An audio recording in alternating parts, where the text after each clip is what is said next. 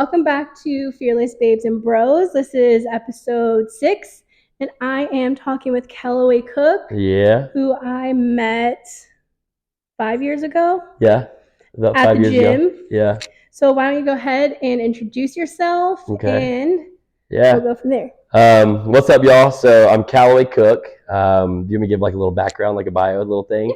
So I'm from Georgia, an hour north of Atlanta, from a small little country town, and I'm now living in Northern California, where I met Sonia. And yeah, we met at the gym when I first moved out here at Wesca with Tori and Megan's gym, which is an awesome gym in downtown San Jose. Um, and yeah, we kind of went from there and got into a little photography together and then became good friends. Yeah. Yeah. So, what made you want to move to California? So our uncle lives in Saratoga, and he's been in Saratoga for probably 25 years now, a little over 25 years. He's from Boston, Massachusetts, and moved out here. So we always had like the cool uncle in California, and we're from Georgia, right? So it's like a small town. Like California living would be like beautiful to be out there. So even as a kid, 14 years of old or years of age, I moved. Didn't move. I visited out here. My uncle fell in love with California. Like just loved it. It was beautiful. It's like palm trees, beach. There's forests, like everything at your fingertips. And so I always told myself, I was like, I'm gonna move out here one day for sure. When I graduate high school or around that time, and that was the opportunity, was having him out here. So that's why we picked this. Okay. How Yeah. old were you when you moved out here? 20, 21, Okay. 21 years old. Yeah. Okay. And you just moved out here because you loved California? Well, it was business, yeah. So it was my brother started up Paragon Body, and before it was Jordan Cook Fitness, he was a trainer at 24 Hour Fitness, and then he ended up getting a big clientele base, and then starting his own company, which was Jordan Cook Fitness. And then once he started getting too big, he was like, "Hey, we're gonna open up like my own company, Paragon Body, and then I'm gonna once I get too busy, then I'll have you come out here if you want to, and you can help me build it from there." So, and I've always been into fitness, so I was just like, yeah, we'll run with it and go from there. Yeah. So your passion, I know you're passionate Yeah, about fitness. yeah, What do you want to do with that? Like, do you want to pursue that as a career long term? yeah. So my thing is I love helping people. So for me, I used to be like a super skinny guy growing up and like very underdeveloped, and like it didn't affect me much being like that. But like, and to be honest, my biggest thing was like my girlfriends at the time, like they were always bigger than me. So like it's like never a good thing as a man. Like you want to feel, like I can take care of my girlfriend. She knows that I can take care of her if like I need to in a situation. It's like young thinking, but that's what got me into fitness. And so, and then how, you change your body and like you feel about that, like you feel confident, you feel good. It's like everybody wants to be happy with themselves. And so, yeah, so I got into it from that. And then I was like, man, like I know how good I feel and I want to make other people feel like that we're kind of in my boat. And even if it was like vice versa, they're overweight or they're under, like whatever it may be, then I know I can help them and they can, get the same feeling hopefully that I got. And it's just, you want to wake up in the morning, like look yourself in the mirror and be like, yeah, like feel good, And so being able to provide that service for people and giving them that result is super gratifying. Yeah. And then do you think that kind of also leaks into other aspects of their life and your life? Yeah. Like, meaning what? Like, do you mean like, Just, feeling better about yourself, working out, getting healthier. yeah. Oh, yeah. Just in general, for sure. Yeah. It's like, for example, I had a client who he was on all sorts of medication, like cholesterol, heart, everything you can really think about for medication and high blood pressure, and worked out with me for a year and doesn't have to take hardly any of it, except for like some heart stuff. But so it's like it's definitely other aspects of life get affected, not just like the gratification of looking good and feeling good about yourself, but just in general. Yeah. Yeah. Yeah. And then where do you see yourself with that in like 2 years? 2 years. Well, hopefully with the business, with Paragon Body is like growing more, like that's our biggest thing is my goal coming out here was like to help Jordan, and like Jordan's done it all. He's done a great job and like have built a really good community out here in the area. And the goal is to eventually branch out and open another location because we just opened our first one up November 1st of last year. So it's like that was our first big milestone that we actually hit. And so 2 years from now would be beautiful if we had another location and like running the same thing we're doing in Saratoga, somewhere else in the Bay or maybe SoCal or something. Yeah. So. What about personal life?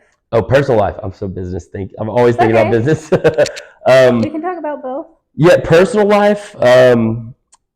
You know, again, there's more to it than just business, but it definitely depends on like where the business does go. Like depending on where I'll be in 2 years, like if I'm going to stay out here, or if I'll be somewhere else. But I don't know. I mean, I think that, you know, if things continue to go how they've gone, just in my personal life and work life, is I'm looking at, you know, here for as long as I can be to do what we need to do to take care of things. And it's a lot of it's just business. That's why I moved out here, really. It's just for that. Yeah. Was it, I know Jordan was here already when you moved, but was it hard to like make that transition still? Because it seems like your family is really close. Yeah. So I'd say that's been the toughest obstacle to get over, is like being 3,500 miles away from all family, except for I've got my brother, which is huge out here, and then my uncle. But mom, dad, my sister, you know, the niece and nephew and stuff, that's tough. But it was actually a very smooth transition. So I was managing LA Fitness for, I think, 3 years, when I was 18 to 21, 18, 19, 20, 21. Y'all don't see that. But I was managing LA Fitness for 3 years. And luckily, you know, my VPs, I was very close with them. So they were like, hey, I did some research in the San Jose area, or just in the Bay Area, and saw City Sports, which is like a sister company from LA Fitness. It's just, it can't be called LA Fitness because of the branding, because of like NorCal and SoCal's, they have like a feud or whatever. That's true. It was like so I was confused. I was like, City Sports looks just, it's LA Fitness with just City Sports labeling. And so I found out that I could transfer, and I was, oh, that would be such an easy, I could already go into work, and like, it would be like I'm just living somewhere else but doing the same thing, which is awesome.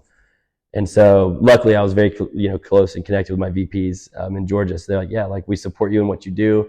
You know, you're doing great at it, and like that's your passion, and then you have other passions, and we're all here for, you know, the support. So we made a phone call to the Sunnyvale location of City Sports, and then I got over there and started doing stuff there and managing it. And then it was easy. But I do miss family. That's the biggest thing about being out here that's tough, for sure. Is it hard because you guys, you know, you do Paragon Body? Is it hard to get time to go and see family, or do you think it's easier because you guys have Paragon Body?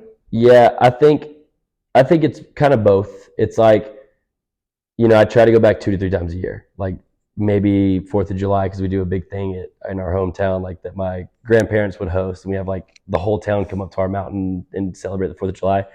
And then, you know, mid-year, or like a little bit later on mid-year, and then Thanksgiving or Christmas. So it's like, it's hard leaving the company, because I've got my whole clientele that I train, and my brother does, and then so on and so forth. So like it's hard getting away from the clients, because then they're left for, if I go for a week, if they can't train with my brother or anybody else, they're just like, you know, doing it on their own, or they're not training at all. So it's like, you want to be there for your clients as much as you can, but also have your own life too. So it's challenging. But I definitely try to go back at least 2 times a year, just to like stay grounded and like, you know, get in the hang of things, in the swing, and see everybody. Yeah. And I feel like your family comes here too. Yeah. So when are you planning on posting this podcast? In a couple weeks. Okay, a couple weeks. So my family's coming out next weekend for a big thing, and we can put this in if we want to. If we don't have to. Yeah, and it's not good. If you post it later, it's fine. Okay, I'll wait. Yeah, I feel like I know what you're talking about. Yeah. So my brother's gonna be proposing. It was inevitable. Yes, it has to happen. So they just bought a house. Yeah. They bought a house together. So my brother's got an awesome girlfriend, and I'm all here for it, 100% supportive. And so yeah, next weekend he's proposing. So we're doing it at Half Moon Bay, and yeah, my mom's coming out. It'll be the first time my stepdad, my mom, my stepmom, and my dad, my sister, and everybody's going to be together in California at once. So I'm excited. Yeah, that is exciting. Yeah. Where are they going to stay? The Ritz-Carlton for one night, just after the proposal, and then here, like in this area. Yeah. Nice. Yeah. That's exciting. It's exciting. Yeah, I'm super pumped up. It'll be fun. I've been waiting for that. I like her. She's really nice. She's a sweetheart. She's really, really nice. She's taught us everything we've known. Like that's one thing too. We can get into it later, but we can get into it now. Yeah, we can get into it now. But like upbringing, and like it's almost like a thing that when you think about it, I'm super grateful and fortunate to have the upbringing that I had. Like my family, we're super tight. Like it's like you cannot separate us at all. And you can tell, I'm sure, with me and my brother, we're like, connected for sure. But I give it all to my mom and dad. Like I would never ask for any other parents ever in a million years. They did so much, and like that molds you as a person, right? It's like the groundwork of like who you're going to be and the path you take, and like the lessons and how you're taught growing up is kind of, if it was good, whatever it is, you kind of like take it, and you'll always have that with you. So my mom always taught just like kindness, and that's why we're such people, my mom could like be at a grocery store and talk to 18 people and not know any of them, and they'll talk for hours. So it's like just she taught us everything, love, kind, just treat people how you would want to be treated. And I could have asked for a better upbringing. So that's one thing for sure. I can ask anything, right? Yeah, everything. We can go crazy with it. Yeah. So your parents are divorced. Yeah. So because you guys did come from a really good like upbringing, Yeah. right? How old were you guys when your parents divorced? I was 17 or 18, I think. Okay, so you were kind of already like shaped. Yeah. Oh yeah. Yeah. That's a good. Yeah. And I like talking about this. Yeah. Yeah. Yeah. I was gonna ask that because I feel like people from divorced parents, they kind of get like a jaded view. Oh yeah, but for sure. I feel like you guys don't have that. So I was just gonna ask how your parents did that, or maybe you do. Yeah. So I think that like our family, it's just kind of how we are. We're very good at like keeping things kind of packed. Like if there's something bothering us, like we never show it on our sleeves, which is like kudos to people who can do that, because it's like it's way better to do that than to hold stuff in. And I wouldn't necessarily say I've been holding stuff in, or our family has been since it. But stuff like that happens in life does affect people, no matter if they know it or not, and since our family was so tight, I'll be honest, a lot of like, I looked up to my mom and dad as like the best couple ever, because I've not once ever heard them yell at each other, like loud. Never heard them cuss at each other. Never heard them, like, maybe they've gone through, like, everybody argues, but like it's always been, at least in front of us, they did a really good job of like not lashing out and showing like the crazy side, which I don't even think they really had any of those times. So like I looked up to that, and I was like, when I get married, like my wife, I want her to be like as good as a person as my mother, and like how well she is and how good she treats my dad. And like the same with my side too. Like I'm going to take care of my wife for sure. So like, that's what I want. I idolized their relationship. Like growing up, I was like, wow, this is beautiful.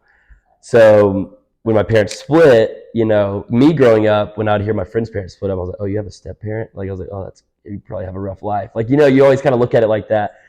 And then once it happened to me, I was like, whoa, like, dang. And it was a shock for us, and,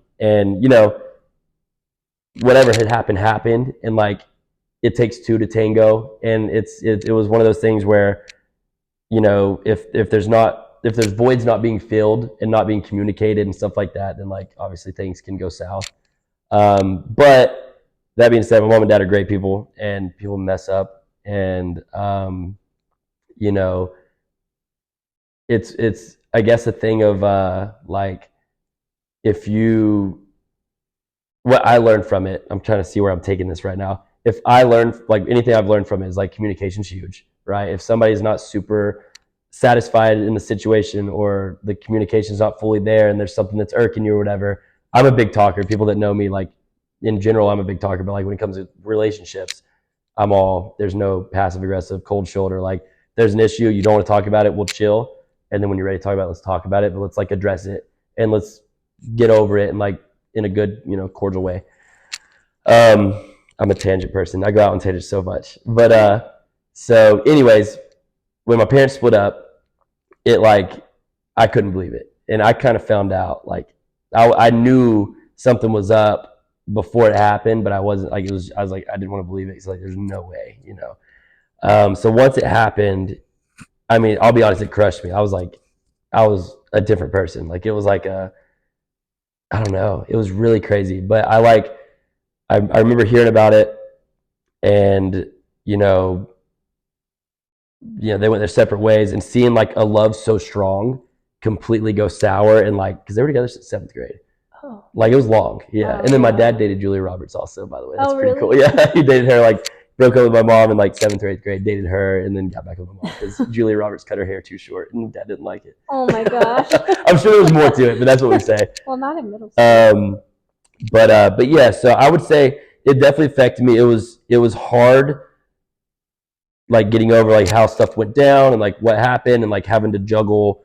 Okay, spend enough time with my mom, spend enough time with my dad, and I was the only kid in the state at the time, like of theirs. So I was kind of in the middle of it, you know. Oh, okay. So like if I spent too much time over on this side, like is my dad gonna feel a certain way, and like how do I separate times? And then like family functions, it's like okay, now we have this side to go to, but then we have to go to this one also. It was just kind of stressful and chaotic, which is unfortunate. But the cool thing was we got like double the presents and Christmas and birthdays, so I wasn't complaining. But yeah, no, I when it first happened, I like kind of resented in a weird way my mother, and we're close. Like we're like my whole family's close. I'm like very close with everybody, like equally. But you all have your own relationships, right, of closeness.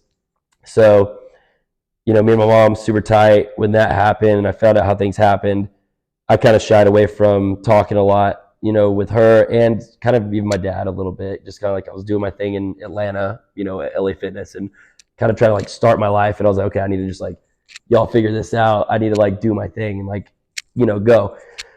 And so, you know, once I got to the point and like thought about it maturely of like, okay, people mess up. We're humans, right? How did you get to that point?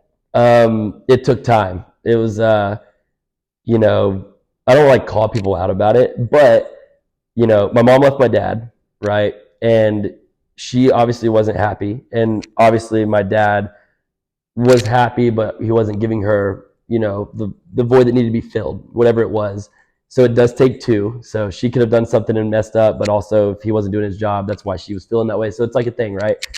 And so when she left, you know, she was with another person, and then they ended up getting married, and he treats her like a princess. And that was my only thing, was like, hey, I'm not cool with how things went down, but I'm totally okay with, you know, as long as she's happy and I don't hear one bad thing coming out of her mouth about you, then you've got my, you know, support. Just treat her like she needs to be treated, which is going to be like insanely hard because she needs to be treated amazing. But to get there, I kind of lost it, you know, because I was like, okay, this dude came in and kind of screwed our life up, wrecked our family, and, you know, I'm going to kill him. Not kill him, but like, you know, figuratively. But so I got to the point where I was like, I did, you know, I messaged him. I was like, hey man, stay away from my mother, blah, blah, blah, like all this stuff. And I was like, the young teenager, like acting like I'm going to be able to do something, and he probably would kick my butt, you know, but I was just like, I'm very protective of the family. And so yeah, short story long, I got to the point where I was like, okay, I saw how badly it was affecting my mother, because she was like so upset of how upset I was about it. But I hide it very well, but I would have my times where like we'd be on the phone and I would just like lose it, you know, just break down. And so, you know, I saw how much of a toll it took on her, and I was like, man, you know, it's weird thinking that my family split up and how everything happened, and like knowing this, that like my mom's with another person, my dad's with another person, but like, what if this happened with me, or what if I was in a marriage that wasn't completely being fulfilled? And, you know, would I have handled it differently? Maybe seeing their situation now, I've learned from it. Yes, I would try to like work things or talk about it. But when you're in the heat of the moment, it happens, right? And that's what I got to. I was like, we're humans. I got to look at it from the outside in, that she's not my mother. She's also a person, right? And like, you want to be happy. Yeah, and you have to. Like, I was like, okay, if I was her, this happened. I'm in that situation. I messed up. I'm still the same person. I messed up, right? And I was like, how many times in my life have I messed up and she forgave me and like took care of me, you know? And so I got to that point, and then yeah, I went to my stepdad before he was my stepdad at the time. And I was like, hey man, like that's when I did. I shook his hand, because, you know, I've always messaged him, telling him I was going to like whip his ass and stuff. And so when I pulled up to his lawn one day, he like saw me and like, you know, like I was like, hey man, like, he was moving out of the house, and I was like, hey, and that's what I told him. I was like, I respect everything. I don't like how things went down, but treat her like a princess. And then from there it was good. And that was good. And that's a lot of the reason why I moved to California too. So was to kind of get away from the mess. Not that it was like really affecting me. Like my day-to-day life, I was fine. I wasn't like beat down by it. But I do think it was, you know, in the back of my head. So that's all with that, yeah. Yeah, sometimes it's hard to heal from something when you're still like kind of in the center of it. Yeah.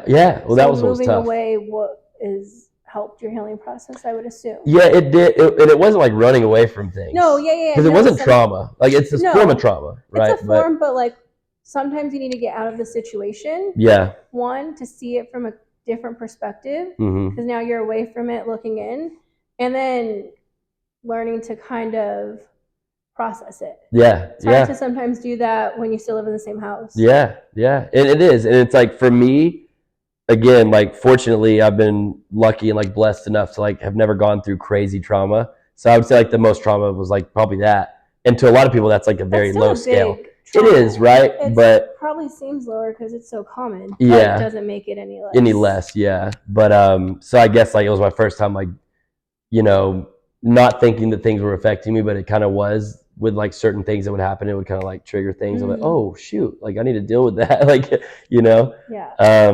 But now everybody's so happy. And that was my biggest wish was like, Mom, as long as you're happy, Dad, as long as you're happy, like that's all that matters at the end of the day, you know? So. And now they're all coming here. Yeah, and it'll be cool. My dad's still a little on edge with the whole situation, so it's like it's a guy thing. It's like a it's like an ego thing, but they're all cordial for the most part, which is awesome. So it'll be beautiful to see them all. Yeah. Do you think that's reflected how you view your relationships? That's a good question too. I almost felt that coming. So it's funny you say that, and we're talking about it because I was talking to my one of my best friends about it too, and because he asked me, he was like, "Hey, he's like, do you think you're gonna settle down, like get into a solid relationship and like be serious?" And one, I'm never opposed to that. If anything, I would rather prefer being in a relationship that's solid and like doing awesome, fun, genuine things, and like not doing the whole bar scene and like although it's fun, but like. I would love to have someone that I could like wake up to and like be excited to like do my day with, you know what I'm saying? And like have no drama and like, I don't know, just do fun stuff. And I love relationships. I'm great at them. But he was asking me, he's like, you know, you kind of like date around. You don't really get serious with people. You almost don't allow yourself to get serious with people. And I never think avidly that I'm doing that. Like it's just me, you know?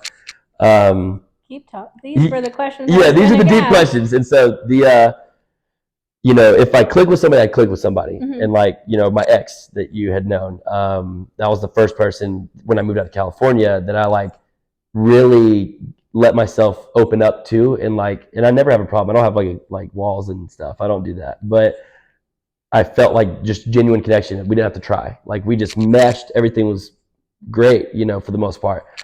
And so, yeah, so back to it, you know, he was asking me, he's like, do you think you'll settle down? And I was like, dude, I would love to, but for me, it's almost like I'm not scared to get hurt. And like that's not a thing for me. And I've also never been hurt. Like I've never been broken up with. I've never been. So I guess that's another thing is like probably have a wake up call coming at some point in life. Well, I don't know if breaking up with someone doesn't mean you're not hurt about it though. Oh no. I'm just saying like I've never been like jaded in a way to be like, never been left. Yeah, and like so, and like because that does affect people. Nobody likes to be left because then it's like, okay, what's wrong with me? Am I not good enough? There's a lot of questions that you would ask yourself, right? So for me, I've always like broken up with the people that I've been with, but like not for super bad things, but just because like maybe I got to the point where I was, and especially I was younger, and I was like, oh, I just don't feel the same anymore. It's unfortunate. Like I don't know what it is, and so yeah, I mean, I want to settle down and get into something serious. And when the time's right, it's going to be right. I never look for it. If it comes across my face and it works, I'm 110% open to it. Other than that, people that know me and like out here, I do like to meet people and I do like to like make connections and like test trial stuff. Like if I see something like, oh, like pretty and like and she seems cool, we have good conversation, let's go out and meet. And like if we vibe and jive, we do. If not, then like it'll probably just be something casual. And that's kind of what it's been like a lot out here for me. But I do think it has a lot to do with the family stuff, right? Because I'm like, okay, you know, I'm sitting over here looking at a relationship that has been, for 28 years, my mom and dad, beautiful. And then, like I said before, it just got so sour and then like no talking after that. And like, they love each other as people, but like that part of the life is gone. They're like, you know, like, who are you? I don't care to be around you, like that kind of stuff. And for me, I'm like, dang, like if that happened within 3 years, it's like, it was just a waste of time. And like, cause you know, people change, things change, especially in the ages that we're in. We're changing constantly. Like I'm a different person than from when I was 21 to even 27, you know, in certain ways. And I think humans just in general are super complex, and putting two together that are already hard to, you know, comprehend itself it's the challenge. But that's what's beautiful about relationships, is like being able to learn how to overcome those obstacles and like work with each other and mesh, you know, and complement each other. But I will say, jaded wise, my family's situation did get me to the point where I don't want to build something for so long and then it potentially get to that point, and like something happens and it's just like how somebody can go so cold and sour. So I generally like to just kind of like just hang around, have fun, and then if I really feel it, then I feel it. If not, then it's just like, you know, that's it. Yeah. But Okay, I'm gonna try to frame this question. yeah, keep going. I'll answer all of them. So, you're not opposed to a serious relationship, Yeah. but do you think where you find your fun relationships is the place you're going to find a serious relationship? Like where I'm at and like where I'm meeting certain people Mhm. at. No, I don't think that. I think because when I meet people, social media, obviously, that's a huge one. I meet so many people on social media that I'll like talk to and like entertain and have fun. Maybe they're from Kansas or they're from Tennessee or wherever. And it's just fun, entertaining, whatever. If I ever happen to be in that area or like something happens or they're here, then like we'll meet or whatever, maybe.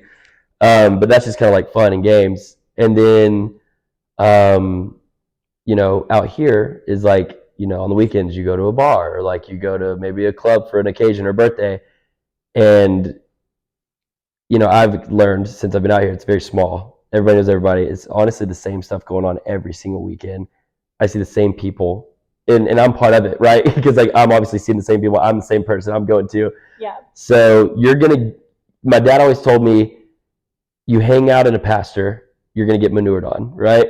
And so that can apply with a lot of things. But like who you surround yourself with and the places you surround yourself in is what you'll attract. And like I know I have like, you know, like my Instagram stuff, and I have like all of myself like pictures and posing and like my body and like seem conceited and like whatever.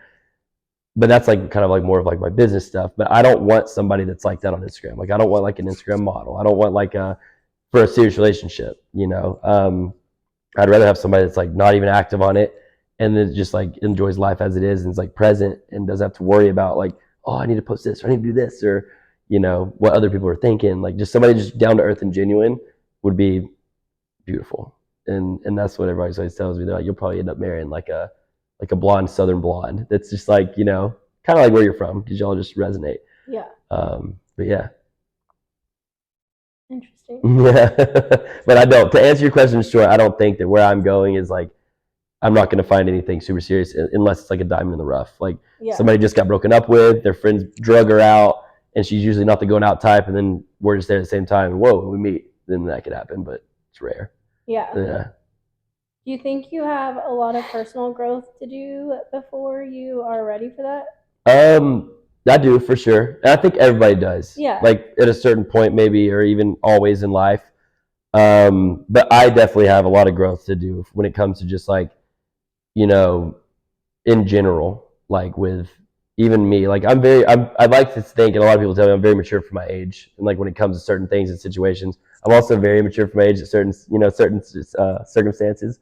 But I do think that, you know, I guess if I'm wanting to get into something really serious, I want to make sure I am fully 110% like stable in life, like work's going good and flowing, you know, finances are like way more than good, you know, to that way, like I'm like easily supporting this, I can support this, and like with no issue. And I can do that, but like I want to be like even more like grounded and settled before I get into something like super serious. Do you think that's interesting though? Because I feel like that's a us generation thing. Yeah, because usually it doesn't matter. Parents, yeah, I think waited until they were settled. Yeah, well, had enough. Yeah. Yours. Well, yeah, they were. It's kind of like, have you ever seen the movie Idiocracy? No. Oh my gosh, it's hilarious. I think it's hilarious. It's not that funny, but it's like it's talking about that, like people that aren't settled and then people that are settled, and then people that aren't settled are like having kids left and right, and they're like their kids are just kind of running around, it's going crazy, and they're not being educated. The other ones are like, hey, I think we should be married with like really good jobs and our finances are set before we have kids. Oh, that's a great idea. And those people end up turning out like a little bit better of an upbringing, smarter and like educated in this. So it shows that like the people over here that are just like, recreating, procreating, like all that stuff, end up running the world, and like they're like watering the crops with Gatorade, and like it's just like stupid stuff. It's like in the future, but yeah, I do think it's a us generation thing for sure. Yeah. Of like thinking about that. Having all our ducks in a row. And yeah, because you don't need to. Like if you end up, especially because if you find a good person, mm-hmm. this goes both ways.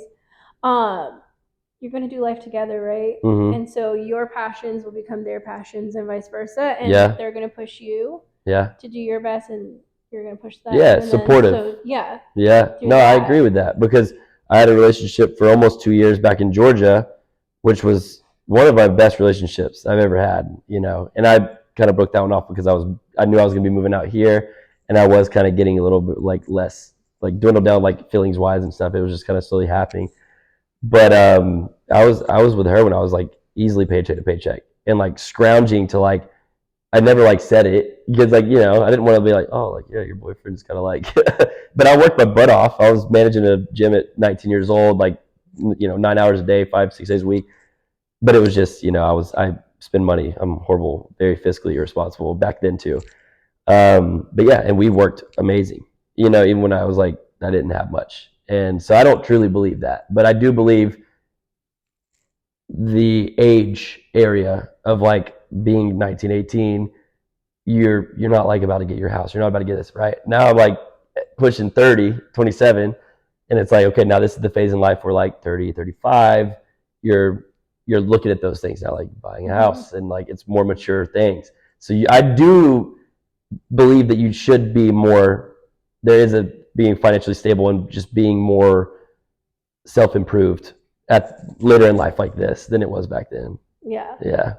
What's one thing that in the next year personally you want to grow in? That's a good question. Obviously with business, always, it's like personal. Number one. Personal.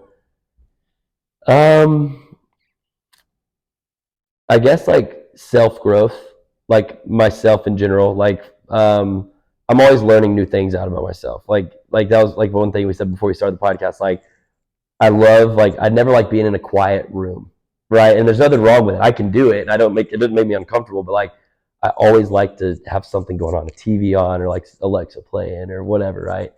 And I think that's kind of like from my upbringing. My mom always had like my friends over at the house when I was young, 24/7. So like it was always just a go loud house.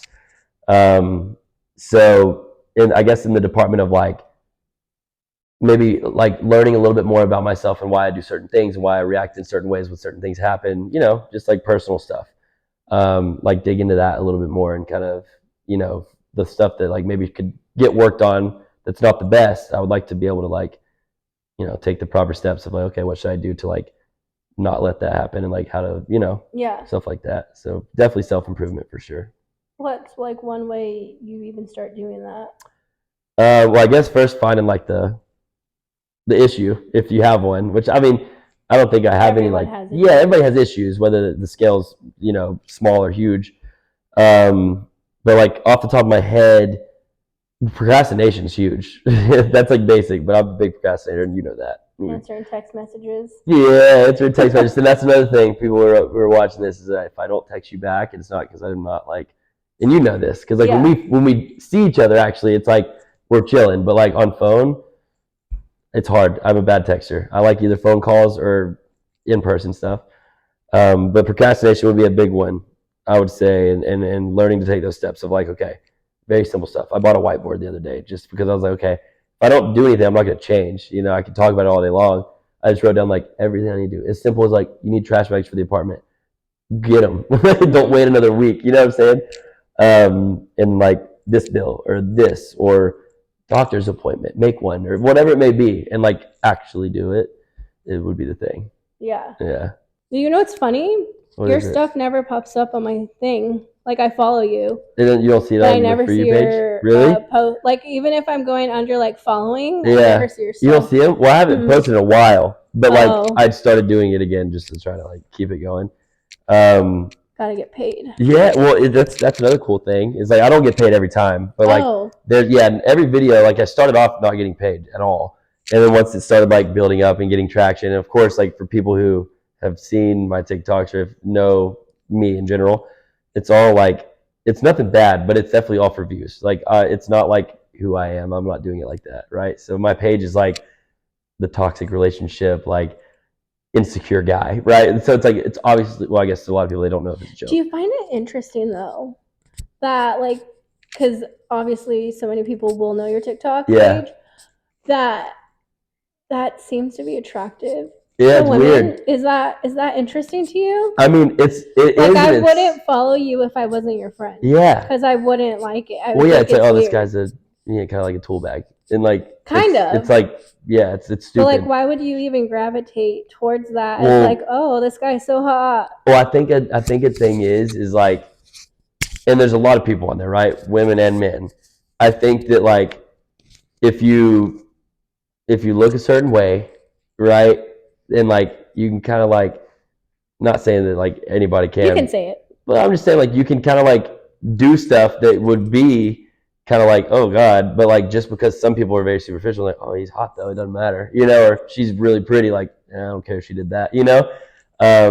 So that's like a thing. But I think in general, I think it's stupid. Like honestly, like, I would all the stuff that I'm saying, like on there, like the, you know, when she goes out with the girls and I see her following goes up by 1 and I'm all like pissed off. You know what I'm saying? Like it's obviously jokes. I don't care Is at it a all. joke? Absolutely.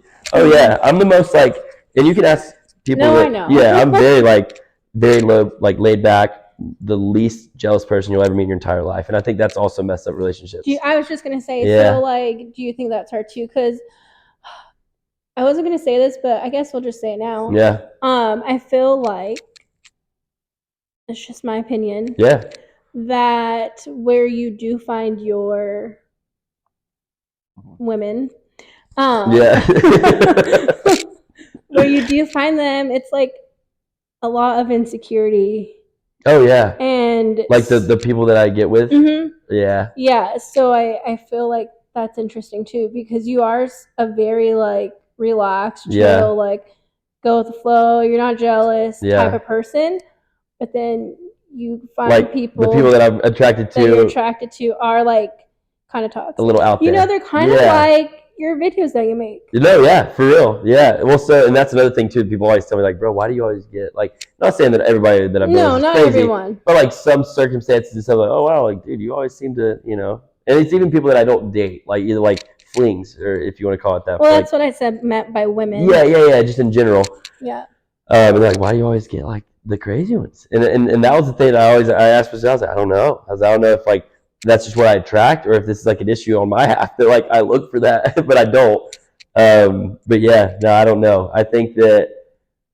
Do you think?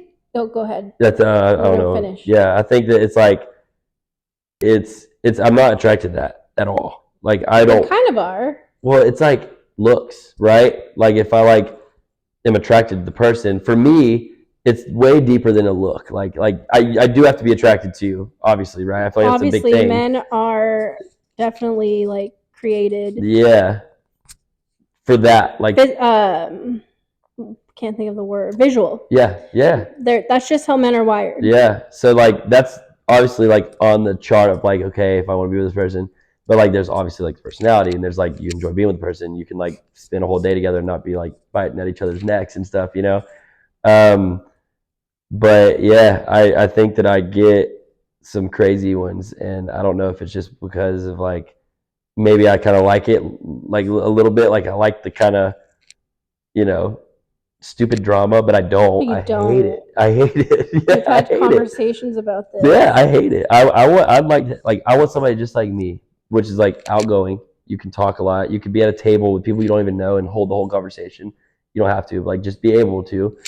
And just somebody who's just themselves. Like there's no front. It's like living life, happy, genuine, you know. Yeah. Well, that kind of goes back to the conversation you and your friend had, right? Mm-hmm. Because when he was asking you Oh yeah, about yeah, that. Because you know that, like, you're very self-aware, yeah, which is interesting. yeah. A You're lot of really people tell me that too. no, like you're really self-aware, but like you disregard what you're self-aware about. Yeah, that's another thing. I get told so many things. Like, Yeah, but I think maybe does that go back to just how you were like, I don't want to build this whole thing for years, and then it just not work out. yeah, and that's the thing too. 'Cause it's interesting. I don't go into things thinking like that. Well, we don't go in thinking like Right, that, but yeah. I wonder if it's just like Background, like it's yeah. there, and I think yeah, for sure, because it's something that I think I still struggle with just from seeing it and going through it and seeing how it went and stuff. But I think a lot of it is just kind of like where I'm at in life too, though. Like with just things in general, like where I'm at. I don't know how long I'm going to be here. I don't know, kind of like, you know what I'm saying? Like if I eventually go back to Georgia and like settle down and then start my life there, and you know, with family and like can build something there. So I'm kind of in this like limbo thing of like, again, like I said, like if it happens and it comes across my face and it works, then cool, we'll run with it. But other than that, I'm not like looking. Yeah. Like searching, like, oh, I need a girlfriend, man. Like, you know. Yeah. No, yeah, I know you're not looking. Yeah. Like, you know, yeah. I think it's harder when you are looking. Yeah, oh yeah. You know, and then it just becomes like an obsession, and then you're just miserable as being single, and then you're not content in that either. Yeah. The best girlfriends I've ever had was just like on a whim. Like I was at a restaurant and like I saw a group of pretty girls at a table, and then I like paid for that one's dinner from her waitress and like, you know, whatever. So then she found out and then we met and like it just happened. And it was random. This? Georgia. Oh, okay. Yeah. How did you meet the person here? Through the gym. Oh, okay. Yeah, and that's like I go there all the time. So that's also another thing for people that are tuning in. Gym stuff, like I'm not like this big advice giver and like know all, but like a lot of times people don't like to be hit on at the gym, right? Like you're in there working on yourself. Mm-hmm. Maybe some do, but like the whole like going in there and like trying to like hunt for women in the gym, I hate seeing it. I hate it, but it happens so much, and I feel like that's just like it's just irky. Yeah. Well, what advice would you give someone who does see someone in the gym that they're attracted to? Yeah. But obviously they don't want to be the creep. Yeah. Well, go for what you want. I'm a big believer of like, if you really want something, you like it, do what you got to do to get it. And if you're weird about it, you're weird about it, whatever. Like do what your heart tells you to do. But like, there's also like the ones that are just like literally going to the gym just for that. Oh, like, yeah. You know what I'm saying? And because I met mine at the gym through a mutual friend, though. Like they had known each other. So it was kind of like an introductory there. And then like we kind of chopped it up, made some jokes. And it was like a seed planted from there. And it was like nothing from then. And like as the week went on, then we saw each other again, went to an event. And then we ended up hanging out for 4 hours at the event, talking the whole time. And then it just worked. Yeah. So I think just letting things naturally. I don't want to come off sounding like I'm like telling people how to do stuff. Because it's like, no, you do it how you want to do it. This is called wisdom. Yeah. Don't ever be afraid to give people advice. But I'm not the best at it. Like I've probably done things where I'm like, oh, you probably shouldn't do that. Like, you know what I'm saying? But we learn from those. Yeah, you learn from your mistakes and you learn from that. But yeah, I'm a big firm believer of everything happens for a reason. And you know, I grew up. I'd say like I'm a spiritual dude. We grew up religious, you know, and all that stuff. So I'm like a firm believer of like, you know, everything happens for a reason. You know, God will put people on your path if they, you know, are the right ones. Like he'll make it happen, you know, and it'll happen at some point. You just gotta be patient. If you're not a believer, it's like there's 8 billion people in this world. You're gonna find one. Yeah. You know. So yeah. Was it hard from moving from Georgia to here with your faith? Yeah, that's a good thing to talk about too. It is. So again, mom and dad, you know, my mom grew up very religious. Actually, until she was like 23, she like was saved and all that stuff and started like reading and studying.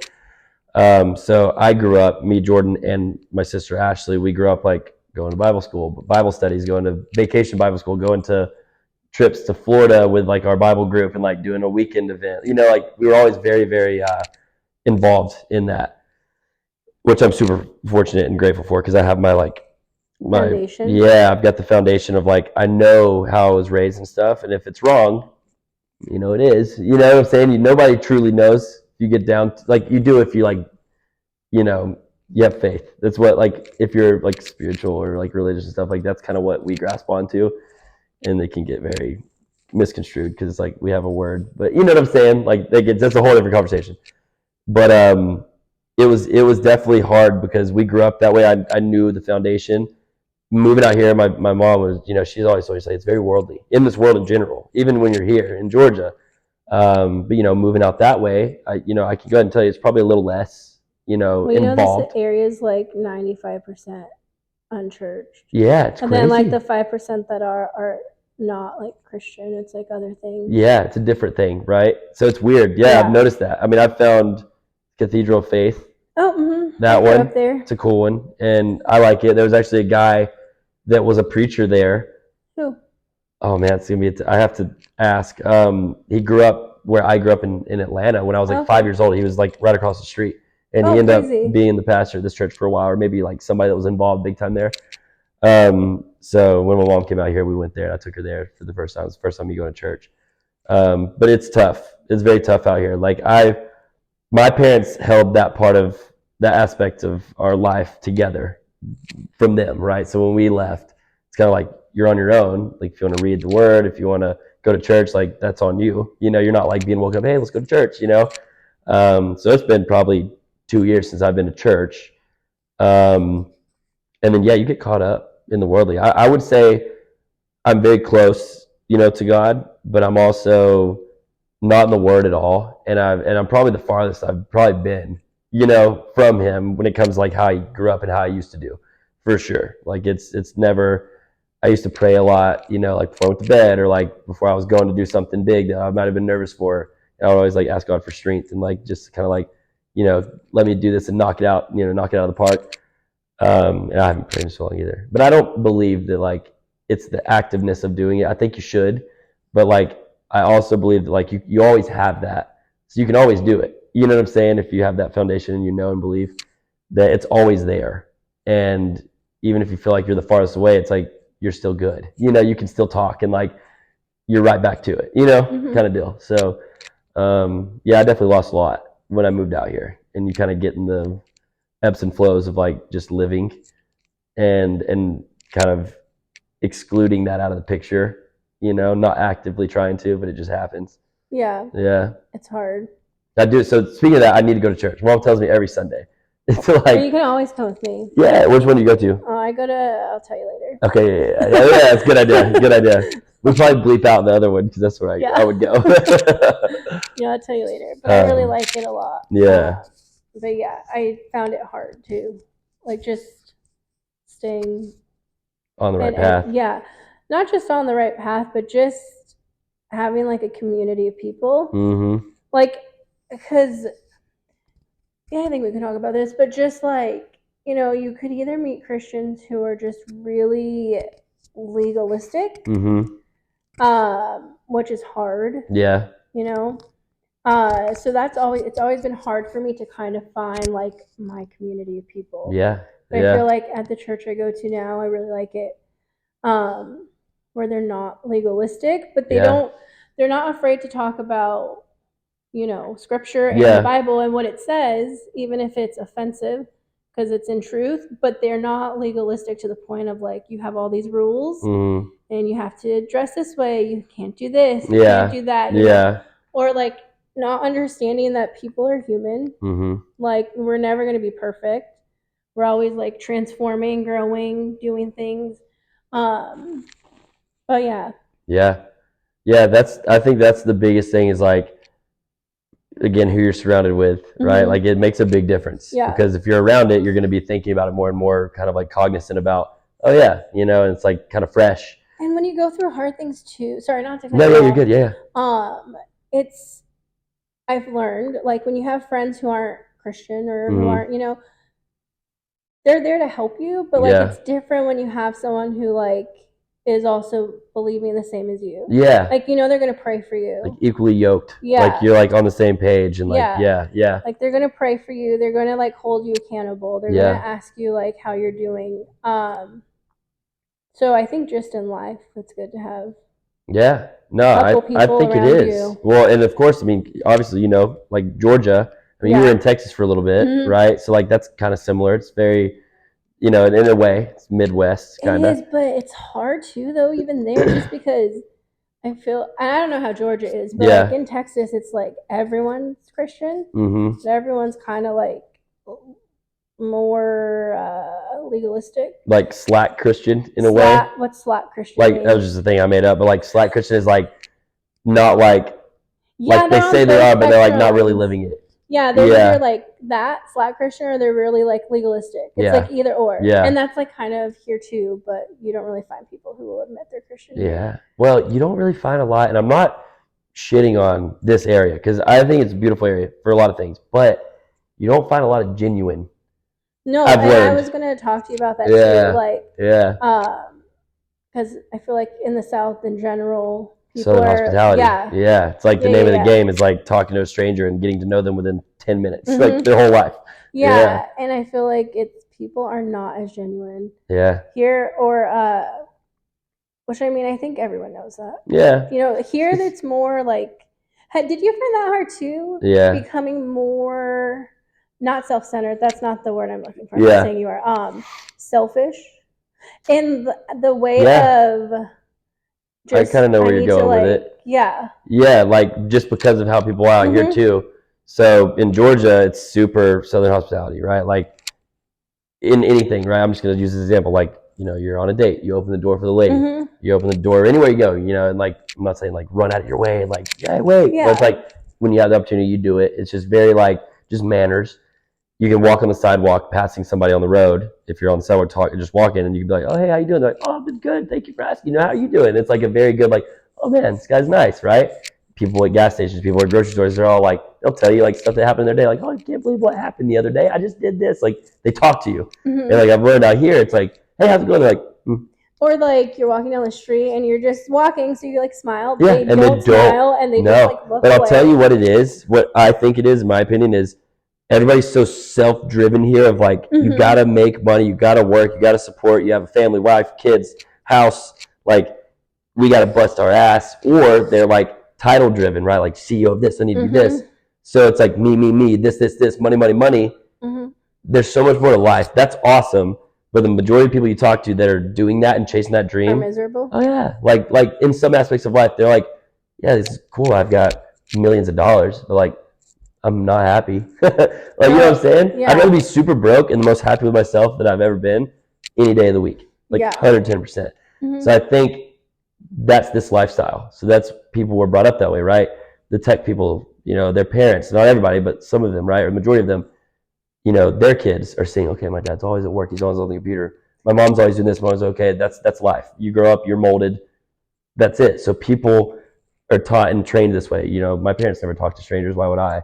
So my parents was complete opposite. Like they worked, but we were social. We went out. We talked to people. We like did very simple things in life. Go on a mountaintop, look at the stars. Like very good things. And that's what I miss the most about back home is like I could go on a date and literally get a Subway sandwich and a blanket, maybe an old blanket, like something just crappy.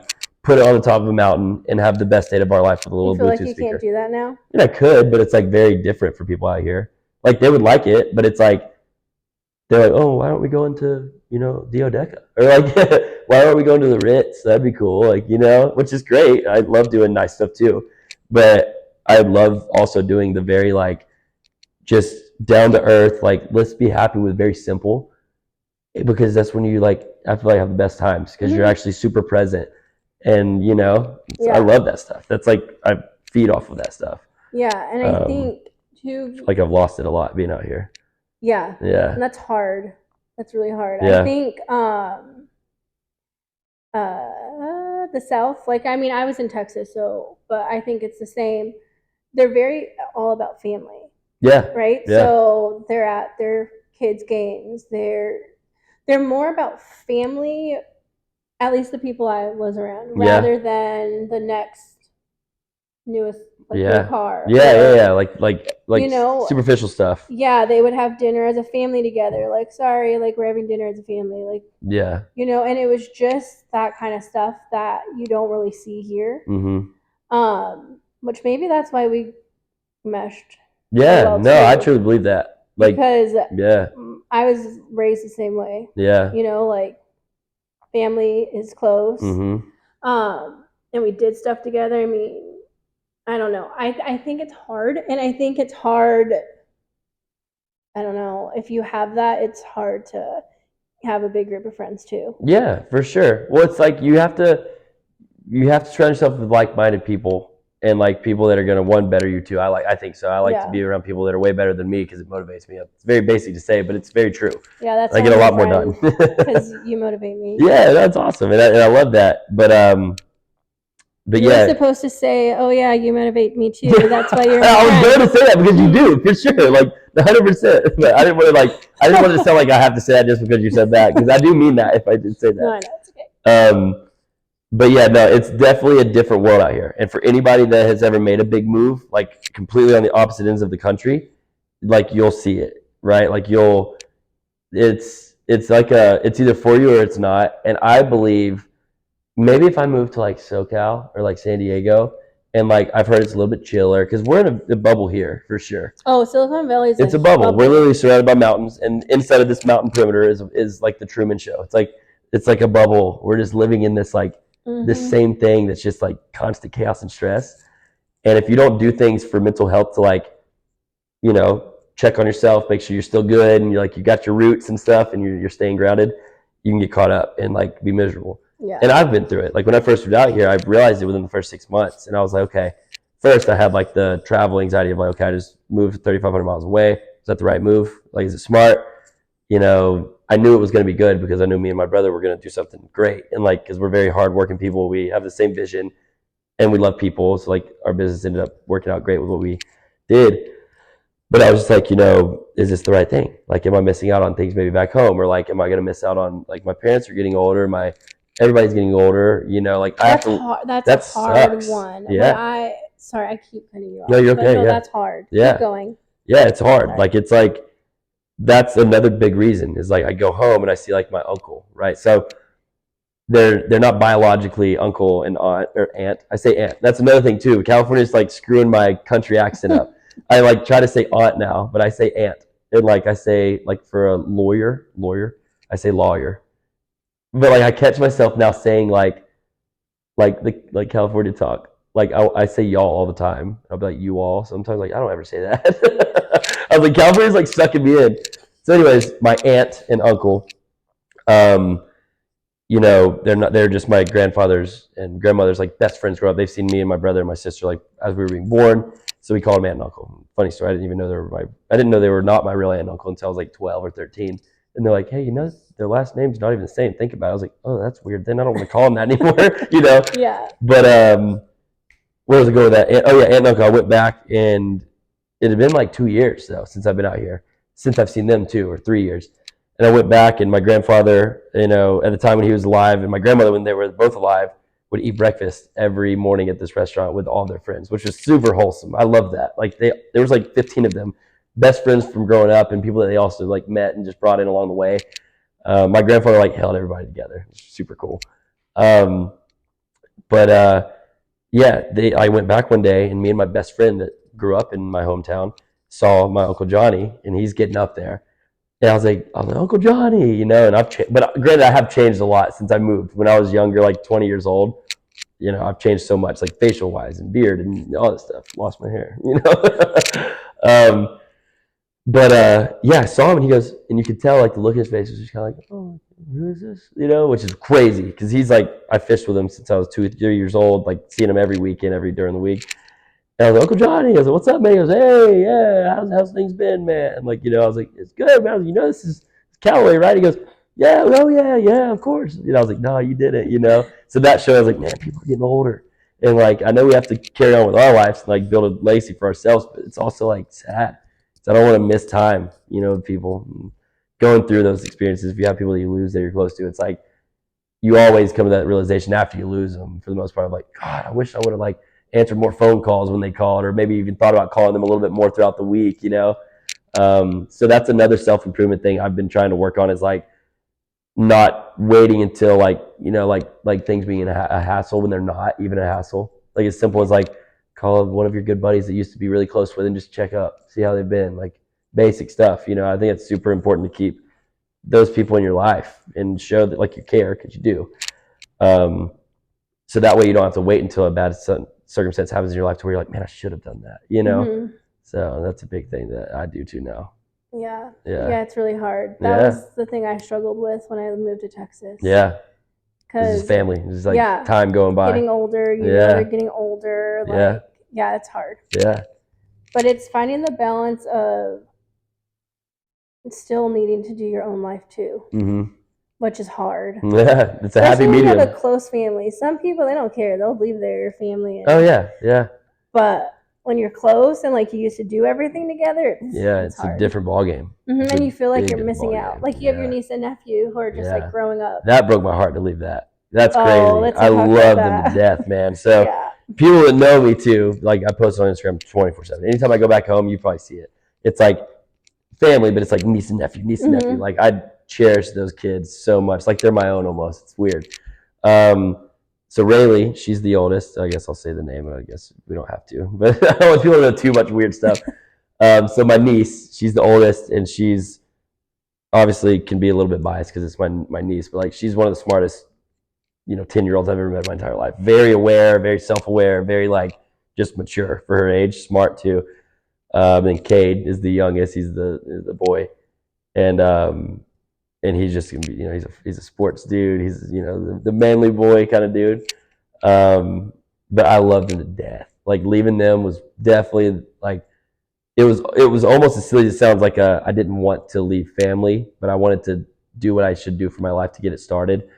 But that would have been the one thing that would have gotten me to probably turn back and just say no, is because of just family and niece and nephew. So they're not coming out next weekend, but I'll see them for Christmas. But I'm with them when I'm there. I try to spend as much time possible because I think it's important for them to have role models in their life, not just their mom and dad. They've been through a tough upbringing, nothing super traumatic, but dad's in the picture, but they're separated already. They're young, very young, and they hear a lot behind closed doors that like they're maybe not trying to really listen to, but it's going in, right? And so they're sponges at the ages, and so they're growing from that. They're molding, and like that's one thing that like I really, and the oldest, she's on point with like picking up on stuff now. And I'm like, listen, like this isn't how things are supposed to be. Like stuff happens, people fight, but it's not normal. Like what I'm saying? I was like, it's like don't think that like this happening is like what life is kind of like, because it's just issues that like so and so needs to deal with and like learn from and do better with. But you need to know that at this age. So I always give them like little talks, like not too long because they get bored and be like, whatever, Uncle Cal, Yeah. But yeah, anyway, I cherish those kids. Like they're my own. Like they're my heart for sure. Yeah. Yeah, that's gonna be hard. Yeah. But as long as you're there, Oh yeah. As long as you FaceTime. Yeah, I FaceTime my mom every day. FaceTime my dad like every other day. Jordan's a lot closer to my dad. It's funny. Me and mom are like the same person, and I don't know why. I guess like there's also something to do with like the youngest child being like a little more of the mama's boy. The first boy in the family is like usually the dad's boy kind of. And so, but we've all spent very good, adequate time together a piece, but me and mom just gravitate towards each other a lot more. And we're like the same person with like, when it comes to just anything in general, like even talking, sometimes we'll just lose our train of thought randomly. And we're like, what the heck? And then we'll completely forget. And that's how that's how I know I'm your son. Well, I'm glad that hasn't happened yet. I know. I feel like I've done all right. You're doing great. I think I'm doing pretty decent. Earlier today it was like holding this podcast on your shoulders. Earlier today it was jambalaya for sure, but yeah. So I think it's really important to have like good role models in the kids' lives, and like being there for them, and like me being like my mom's same way, but I'm like the uncle that's like, hey, I love having fun with them, like just doing fun stuff, and like sometimes stuff they shouldn't do, like I'll let them do it. You got to be that fun uncle. And so like telling them certain things, just kind of like guiding in certain ways of like, how things are going down or how things happen. And like, hey man, if you ever get in trouble as you get older, you can confidently come to me and talk and like confide in me. And like, I'll never lash out at you, like I'll take care of you the way we need to, right? Mhm. You know what I'm saying? Because like maybe they're scared to tell like their mother, like, oh my god, when they get older, like, yeah, I drink or I smoked weed, or like, oh, she's gonna kill me, Yeah. and it eats at them, and they hold it, and then like they get into the wrong crowd, like talk to me about it, and then I'll be able to like just have that comfort zone of Their like, yeah, safe space. Uncle Cal could like we can talk to him about Mhm. anything, like, and I want them to be like that because that's how I am with my mom, and it's great. Like she knows probably too much about a lot of stuff that like, and I'm very open and very just like goofy and blunt, and just like I'll say random stuff and like, oh my god. But yeah, I think it's a big factor when it comes to that. Yeah. Well, that's good that you have that. Yeah. And that they have that. Yeah, for I sure. think everyone needs a safe space. Yeah. You need to talk. You can't You need to bottle be things able to up. talk. No. Yeah, you can't bottle things up because it's gonna blow up at some point. It does. Like, I'm very good at like keeping everything in, Mhm. like just sweeping it under the rug, and Yeah. then Yeah, exploding. it builds up. Yeah, and everybody handles the build up differently too. Okay, so now we're gonna jump into the part where Callaway's gonna go on his TikTok live and get questions from his followers. Boom. But before we do that, I have a quick question that I forgot to ask earlier. Yeah. If you did get in a serious relationship and the girl was like, I don't really feel comfortable with you doing so much social media, would you respect that, or would you think 110%? So social media, I do it a lot for business, right? So like I do like fitness stuff. Like I'll post it because I have like a lot of people that are maybe wanting to have like my body type or whatever it may be. It's like my marketing for that. I'm not like a social media dude. Like it's not like I'm like this is a career path and like I'm just fully fledged focus on it. So yeah, I would for sure like I would slow down, or like I post a lot of like shirtless pictures because I'm like I work out and we have a gym for a living, right? So it's like it's just kind of how it is. And like I would stop doing it, like whatever, within reason though, right? Like if it was like a hey, I don't want you to do this, hey, I don't want you to do this, it's like it's probably not the type of person I'd be with. Yeah. You know what I'm saying? But yeah, if somebody didn't like something or they're like, yeah, I just don't really like to be up on it that much, or like the dating life on social media, which I personally don't like to throw relationship stuff on public like blast. I just don't think that there's sense in it, I'd keep it private. I think it's the best way to do it. Yeah. Just genuinely. And you like save a lot of like trouble and drama. Yeah. You know what I'm saying? Like if something happens or like this happens or all that stuff. So I'm not a huge blast people out on my social media kind of guy at all. Another question I forgot. Hit me with it. Was okay, I know we talked about this like a while ago, but are you still thinking of doing programming like online? Yeah, I'm glad you brought this up, especially while I have TikTok up. I got more people in here. Hey, really quick, I'm going to tell them. Okay. So now that y'all are in here, we're about to do some questions. I'm doing a podcast right now. We got it all set up, and we are wrapping the podcast up. So any questions y'all have, and just like continuously ask them, so I'll probably miss a few of them. Any questions y'all have about me, it could be about like, we've covered a lot already, and like I'll just pick the ones that maybe we haven't covered if I see any in here. Just shoot them in the chat, and then maybe your question will be answered on this podcast. Make them good. Make them good. You can get crazy with it too. I'll answer whatever. What's up, Gloverogs? All right, so yeah, what was it you just said? We had talked about doing online training, online programming. Yes. So that's a good question. So the online training, I'm working on building my website currently right now. So okay. It's fitness, obviously. So it's going to be like a one-off program where it's like a beginner's guide to the gym almost, right? Because like I feel like that's a saturated industry that like it's not a saturated industry that not a lot of people are, when they're like new to a gym, a lot of people are like, oh, like I don't want to go in there looking dumb, or like people are gonna say something or like look at me weird. Like, and to be honest with you, I saw a video the other day. It's the spotlight effect too, right? So like when you're worried about what you look like in front of other people, everybody else is worried about the same thing. Yeah. So they're all doing the same thing for the most part, right? So it's like, just like chill, Just put some headphones on. Yeah, and I don't know if I've told you this, but I admire and respect, I think I have. I admire and respect people that are in the gym, like the people that are uncomfortable, right? They're maybe super skinny and they want to be bigger and they're insecure about being super skinny, or vice versa. I respect those people more for going in and having the courage and like actually working on themselves, whereas they could be just sitting there butt on the couch. But like, no, they're in there busting their butt, and like I respect that more than seeing a dude that's jacked, like huge, or seeing a girl that's super fit, you know, like I give way more kudos to people that are like, they're in there like, good, look at you like doing this for yourself because you know you need to, you know. So I'm huge on that. What do you think about do you think that the toxic gym culture is amplified on social media, or do you think it's a real thing? As what I mean is like the women posting, like men, like, oh, look at this guy, like, you know, do you watch Joey Swole? Yeah. Oh yeah, like Yeah. do you like Joey Swole, like how he does I his do. stuff? Yeah. So I think can't watch it all the time, but I do like it. Yeah, I like that. Yeah, people just don't judge people. At the end of the day, that's where I stand. Like, people that judge people are because they're unhappy with themselves. Yeah. Honestly, like if you No, were, but I meant like for the men though. Like, you know how women are always like, oh, this guy was like looking at me for like a second, and he's so like, oh yeah, like thinking it's all about them. now. Yeah. Yeah. Well, also those girls that are doing that, and that's the truth. They're wearing these like skimpy little shorts for the most part. They're wearing very revealing stuff, which is like you can do that. It's your own life, but you're gonna get looks, right? So like yeah, like if you're gonna come in there like that, and men are men, we're gonna like. You know, some stare too long maybe, and that's probably like a little too much, and they can be creepy and maybe get called out cool. But like we're gonna like, you know, if you came in with a turtleneck and baggy sweatpants, you wouldn't get probably as much. It's just the truth. You know, you're talking about you're in a gym where people are full of testosterone and it's gonna happen.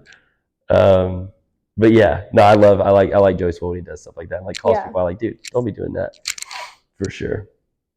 All right, so we have some questions on here. So let's get like some good juicy questions. And for those of y'all who are still on here, ask some questions if y'all want me to answer these on this podcast we're doing right now. This is the time to ask him anything you want. Juicy questions, whatever y'all want to hear. What's something you're excited about coming up? And that's kind of good. We haven't really gone over that. We haven't. That's a good question. So, and then we have, are you single? I really want to hook you up with my friend. All right, so what's something you're excited about coming up? I would say, man, probably like it's like basic level excitement, but like just going back home to Georgia to see family for Christmas. And this weekend. Yeah, I don't know if I'm not gonna say too much. You're okay, it's okay. Well, that's their my dad and stepmom's coming out for my brother's birthday, so they're gonna be coming out. Sam said Atlanta trip soon for Christmas. Yeah, so definitely going back home and seeing family. I always love doing that. A lot of joy out of that. Are you single? I am single. Let's see. What's been your biggest achievement of 2023 so far? We haven't done that one either. Look, we've done like almost 2 hours of this podcast. Yeah. And we haven't got that one. That was a good question. If I had like a podcast host that would ask those questions, I'm joking. I'm joking. No, we've asked a lot of good questions. Wait. If someone didn't call me 2 hours ago and was like, "Oh, want to hurry up and do a podcast now? I'm finally available." You know, I'm very last minute and spontaneous. It's bad. I'm sorry, but we're doing it, and we have a good podcast. On that one. We have a great podcast right now, I think. You didn't let me prepare. You gave me 2 hours. But the ones that you're not the most prepared are almost the best ones because they're genuine. That's the truth. We're doing good. You don't think so? You think this is a horrible podcast? I would definitely give you a good reason to not be on social media. Let's see. You didn't answer the question. Oh yeah, what is your biggest achievement so far in 2023? Not a huge achievement yet, like super big in 2023, but in 2022 was the gym grand opening. That was probably one of celebrating a year. Yeah, we're about to come up on a year of our my brother and I's business being open. So our gym that we opened up last year, November 1st, that was probably the biggest like achievement. We've always been into fitness. We've always wanted to run a company together and do something like that. So finally getting our own gym. Let's see. What are you looking for in a wife? Asking for a friend. So I kind of went over this. Do you want to keep this running for this one? Or? Yeah, I do because we didn't go over that. Oh, we didn't go over that? I was going to ask you that. What did I say? Wait. We went over what we did not actually go over that. We didn't. So wait, or what are you looking for? Oh, in a wife. We just said relationships. Well, we didn't. We kind of just touched on like who you're kind of looking for now. Yeah. So what am I looking for in a wife? And I feel like I do answer this on here when I do live sometimes. Okay. if you're looking at, like, if we're getting down to the nitty gritty, like somebody that's kind of like me, like I said earlier, like somebody very outgoing and is like, can hold a conversation at a table with strangers if they needed to. Like, you know what I'm saying? Just like a very big people person. Wait, can I elaborate on this question? Yeah, you can What are elaborate. non-negotiables? Non-negotiables? Um, I'm pretty laid back. I know There's there's gotta be some some. I know there's some, but non-negotiables. like, I don't know, like not being able to take jokes. That's very basic and stupid, but like, you know me, I'm goofy. I'm very sarcastic. If you can't take a joke, like, we probably won't be talking much because I joke all the time. And I've experienced that before. I've been with somebody who, like, I don't know if they just didn't pick up social cues well, and like, because you definitely know when I'm joking. You can tell, like, it's very clear. It's like my tone changes. I say something very like blunt and straight up, like forward, um, and uh, and so yeah, she couldn't take it. Like, she would like take it real like I was being serious, and she'd be like, "Oh, I'm sorry." I'm like, "No, I'm joking. Like, you're fine." But every time, and I was like, "Wow, this is kind of like I don't like that." Not gonna work. But yeah, and then let's see. The Oh yeah, you if you didn't have a gym and you weren't a trainer, what would be your career path and choice? So I love people and I love sales.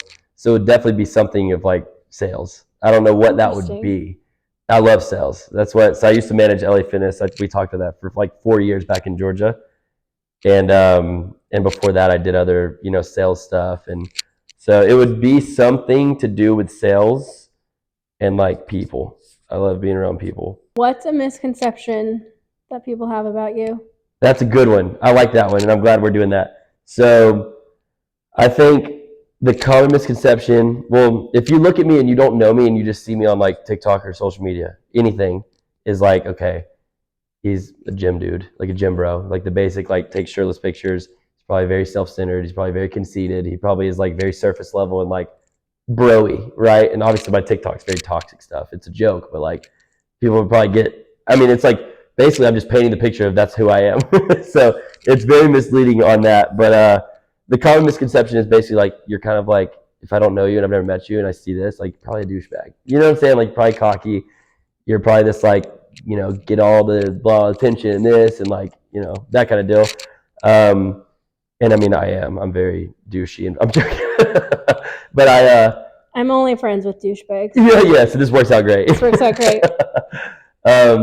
But yeah, no, people always think that, and it's like as they should, because if I was looking on the outside in, I would probably think the same thing as well, and before I met somebody. But then when you do meet me, people always say like, "Wow, you're like way more like kind of like nice and like kind-hearted, and like nothing like what I would picture you to be," which is always nice to hear. That's cool.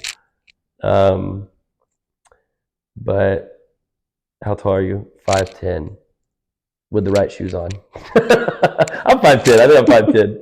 5'10.5". Yeah. Do I prefer women my age or women older or younger? Oh, that is a great. That's a good juicy question. I've usually dated. That's a really good question. I've usually dated older, and it's not like a big preference. It's just kind of like what's like came across my lap. But yeah, I've dated older. I don't usually date my age or younger. I'm only 27, but I have nothing against it. I just think my like track record has always been older, like at least like 3 or 4 or 5 years older. But again, it's not like because I'm trying to find the older, it just happened. Should we talk about your stalker story? Yeah, we can talk about the stalker story. That would be a good one to close on. Yeah, so while we're talking about this, if anybody wants to join this live, request to join it. I'll throw y'all in here and we can do a question. If not, we're chilling. So yeah, so I was at my meal prep company that I was at, right? And this is because of TikTok, right? Like this is like when you start getting a few videos that go viral and get some movement and traction, and like it gets everywhere. And so I was at my local meal prep company. I walk in, and as I walked in, about like 2 minutes after, this like kind of like middle-aged lady walks in, like in her like late 40s, and I'm ordering, and she was kind of like looking a little bit at me, but like nothing crazy. I just noticed it was kind of just like kind of back and forth. And when I got to the register, the people at the meal prep company were like, all right, what do you want to eat? Talking to her. And she was like, and then she just looked directly at me, just like beamed at me. And she's like, what do you like here? And I was like, oh, well, and I go there every day, right? And I like support that company and stuff. So I was like, yeah, let me tell you. And I like run her through. I was like, it's definitely a preference, but I like the chicken, I like the steak, pretty much everything here. But like if you want one thing to be recommended, like I would try this, right? So she gets that, and then okay, what do you want for carbs? And like I'm like doing my thing, and she goes, what should I do for my carbs? And so I was just thinking like, oh, this lady just needs help. Like she's just being sweet, like nice, and I'll help her. So I was like, get rice or get like sweet potatoes or whatever you want. So I got all of her meals for her basically, and I'm thinking in my head like, man, I wonder what this woman would do if I wasn't here. Could she even order for herself? And so once I was checking out, I was kind of like chit chatting to the people that work there, and she walks out like, see y'all, thank you, and kind of like says bye to me a little bit. And as I walk out, she's there. I'm like putting the rest of my meals in my bag, and she goes, hey, I just think you look very familiar. Like you look very familiar. Is your name Callaway? I was like, yeah. And I was thinking it's got to be through like something, maybe training or the business that me and Jordan have or friends or whatever. I was like, yeah, that's crazy. I was like, what's your name? And I was like, yeah. I was like, sorry. I was like, I don't think I've met you. Maybe I have. I just have a horrible memory. And she goes, no. She goes, you're on TikTok, aren't you? I was like, oh my god, yeah, for sure. Which means like she either came and it was just like it just happened that way, like just coincidentally that she was there when I was there. But I also post the majority of the time every time I go to that company on my Instagram, so like you could find me there if you wanted to. And that's what happened for sure because she came in shortly after. It could have been coincidentally, but I feel like the chances are very low. Yeah. So it's definitely crazy. That's one thing. Like I've had like people make fake accounts. Like that's very normal for people to do. Like if you're known a little bit more on things, like fake Bumble accounts, fake Tinder accounts, fake Facebook profiles. I do see that on your Instagram where you're like, oh, this isn't me. Yeah, and I don't post that stuff to be like, look, people are trying to be me. Like I don't care. Yeah, you do. No, I don't. And it looks like that, but it's like I want because people are like they'll get paid for my videos. Like if they post on TikTok and it goes off. And also like they'll talk to people in this area and like and then like some people that I've never talked to will think that it's me and they might say some crazy weird stuff, and then I run into those people in person and they're like, oh yeah, that's the Kelly dude, like he was trying to get this for me and doing weird things and like I didn't do any of that. So I've had a lot of people from different states like, hey, I thought I was talking to you for a month and I just saw your TikTok come across my page and I realized your name's not Steven. They're using your pictures but that's not you. So yeah, it's wild. It's a mess. What's the craziest thing you've been asked for? The craziest thing I've been asked for? Used underwear for like $700. Like I'll pay you this if you like send me used underwear. And I'm thinking to myself like, one, I just wouldn't do it. I don't do that stuff. But I could also like go to Walmart, get a pair of underwear, rough them around in the dirt a little bit, or like just on the ground, and then just send a pair. Nobody would know. Get $600. Yes. I wouldn't do it.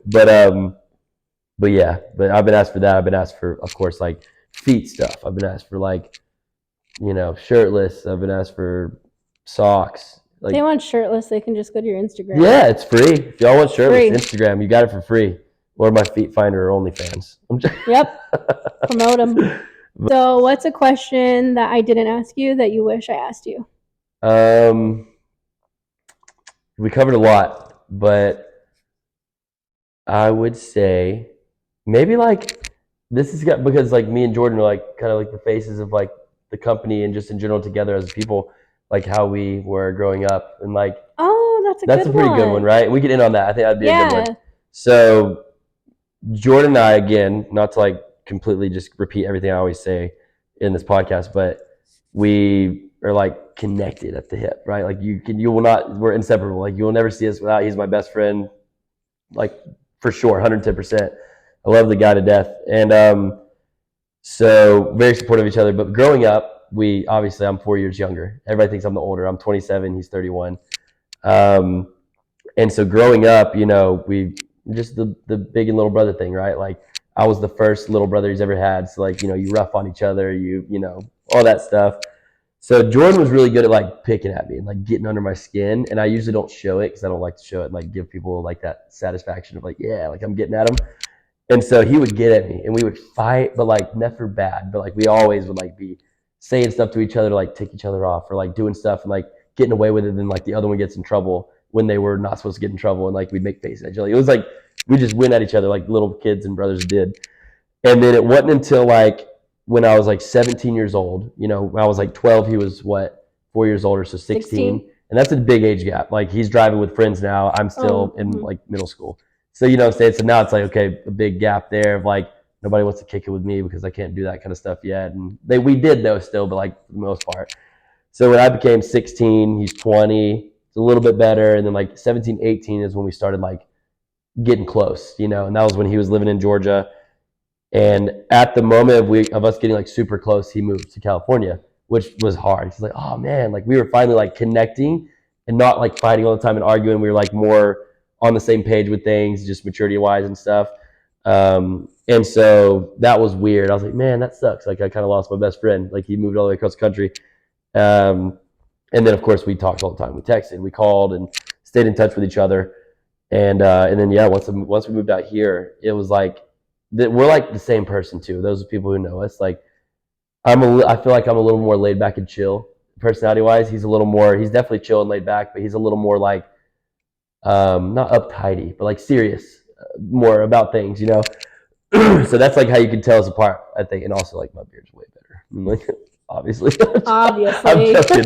And I'm taller. But yeah, so yeah, we were just like super tight, and like I couldn't imagine living life without him. Like he's like the dude, you know, he's like taking care of me when he needed to. Like I've helped him with things when I've needed to. Like we've like got each other's back and we'll ride or die. Like I'll have him on my shield for the rest of my life, kind of deal. And yeah, and so now to be able to like get out of our hometown, that was a tiny small country town that most people don't get out of, you know, because they're complacent and they're like cool with that, which is totally awesome and cool if that's what you want to do. But like to know that like we made it, we moved across the country. Not only did we do that, we moved to like one of the most expensive places in the world, which is horrible. I'm not like boasting about that because I hate it. It's so expensive and tough. But yeah, and we're doing what we love, which is crazy. So like two best friends, brothers, running a gym, pretty much the same person. You're getting like two of us, and we've created such a good environment and with our work and just in general with the people we've met. And yeah, so it's like we just kind of like ran with it and ended up becoming like boom like this. Yeah. So it's cool. Just like a little briefing behind us and stuff. But where does your sister fall in? Where does she fall in? Yeah, like she's the oldest? Okay. Yeah, so her and Jordan, they used to go at it, and then Jordan would come to me because I was the little brother. He would give me what he was getting from her, right? And I would always be the one to get in trouble because like I would try to fight back and they'd be mad. I'm surprised you were the one to get in trouble. Oh yeah, I was the trouble kid. Yeah, I actually have another thing that we can tell you. Like we can talk. Yeah, let's talk about it. So I've been to jail. Oh. I just thought about that because we say crazy stuff. Yeah. Have I told you this before? No. This is new for you, so this will be good. I would definitely ask that if I did. Yeah. All right, and we can for sure make this last thing. And we don't have to, but we can. It's fine. Okay, so when it was 2015. I have a mugshot too. I want to see it. I'll show you. So it was 2015. I was working front desk at a gym. I met this girl that I signed up for a gym membership. Beautiful girl, and she was always doing CrossFit. And so this is like a backstory of what happened because she's part of the story. And so she would always come in and like my way of like, you know, I'd be like, hey, I'm going to jump in one of those classes with you one day. But I did not want to do CrossFit and I didn't know how to do CrossFit. I was going to get like swallowed whole.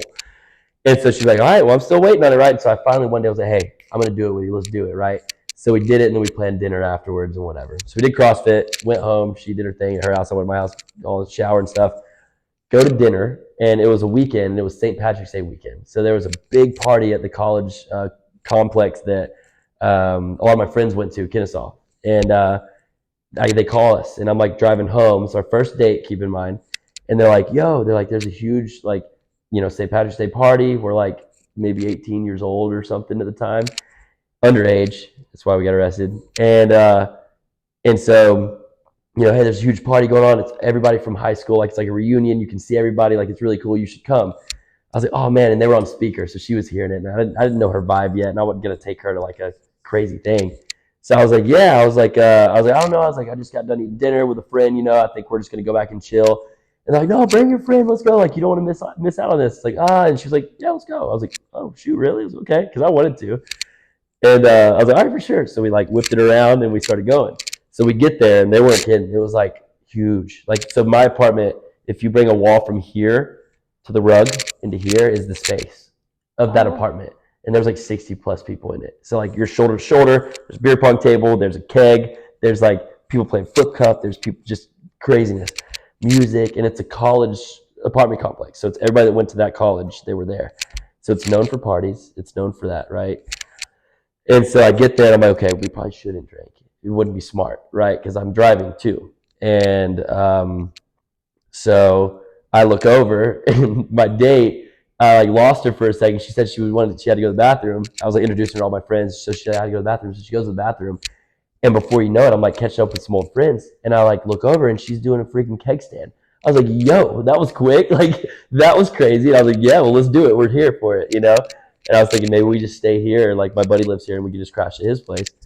And so, of course, I start drinking Flip Cup. We're doing like roulette, all the college games and stuff, you know? And so we're like 8 beers deep at this time and like some shots and whatever.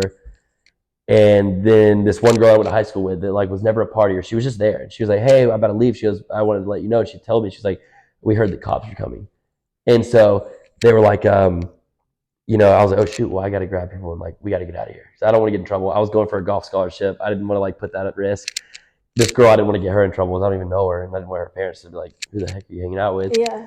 And so I grabbed my best friend. I grabbed the girl I was on a date with, and then we start walking down the hallway with my one friend who was actually of age. And so I was like, you can drive us home, right? Like, we're good. Yeah. So we're walking down the stairwell, and the cop meets us right there and goes, hey, y'all go back up to that party room. Like, we know where you're coming from. I was like, oh, all right, man. Yeah, you got us. He's like, we're actually with her, though. She hasn't drank. She's 21. We're just going to ride home with her if that's okay. He goes, oh, she hasn't drank. So y'all have? How old are y'all? And I was like, oh, I just kind of put myself in a corner. I was like, we're old enough, I think. Like, just joking around, but like trying to get out of it. And he goes, he breathalyzed her. He's like, oh, you're good to go. Go ahead. You know, drive home. He goes, y'all back to the party room. I was like, yeah. All right. So then I looked at my best friend while we're walking up the steps. Cop was kind of like lagging behind. I was like, hey, take, you know, so-and-so, my date. Go back to the room. I'll meet y'all there. I was like, but I'm just going to try something. And we're on the second floor. All right. So they start walking back. And at that time, everybody just got word cops are coming. So they're all stampeding down the hallway. And I'm like, no, like this guy's behind the corner, like around the corner. Y'all got to go back. Like he's about to come up and get us. And they just didn't look at me. They're just like storming towards us. And then finally the cop rounds the corner behind me. And everybody like freezes, turns, and just starts barging into random people's apartments and getting in. Like half of my buddies got safe. And they were like at random people's apartments, like families. And like they're just chilling on the couch, like see people busting their house, you know, and like, hey, can we stay here for a second? Like, I'll tell you later. And so I tried to get in a room and I couldn't. So I told my best friend to take my date there, which was wrong with me. I should have just stayed with everybody. But I was going to. I was going to try to see if I could maneuver it. And so I like was walking, the car was behind me, everybody like got out of the way. And I looked at the balcony and I just took a hard right and just leaped it and just hopped. Tried to hit bushes, landed completely over the bushes, right on the concrete, twisted my ankle. And there was a cop already right there. It was like his partner. And so I'm like not even looking. I'm like, oh, you know, I'm drunk. I'm like, oh, and I start to stand up, and I get up, and he's right there. And he goes, turn around, put your hands behind your back. I'm like, oh man. He goes, you're an idiot.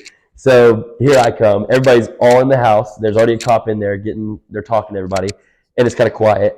And here comes me in handcuffs, dirtied up, limping. Everybody's like, of course, like Callaway did that. And that was the first time I told my dad, I was like, listen, I'm not gonna let anything happen to you. Like, of course, trying to be like that guy. I was like, you're gonna be fine. We're gonna get out of this. Don't worry. And we did the exact opposite. She was the first one handcuffed outside of me, and about 12 others got arrested with us. And yeah, and so we ended up getting arrested. Got 6 months of probation. I tried to get my one phone call and used it to get her bailed out, so her parents didn't have to find out, which I didn't think long term they're gonna find out because it's on the record, and like she's gonna be doing community service in court. And so like I went the option, hey man, I was like, can I please, like, I can get her bailed out. I don't want her mom and dad to have to pay for anything, like yada yada. And he goes, oh, she already talked to her parents. You're good, man. I was like, great. And I was thinking I'm never gonna see her again. Like her parents are gonna hate me. She's gonna probably be upset, but she also was like kind of drinking, so I thought she was probably fine with it.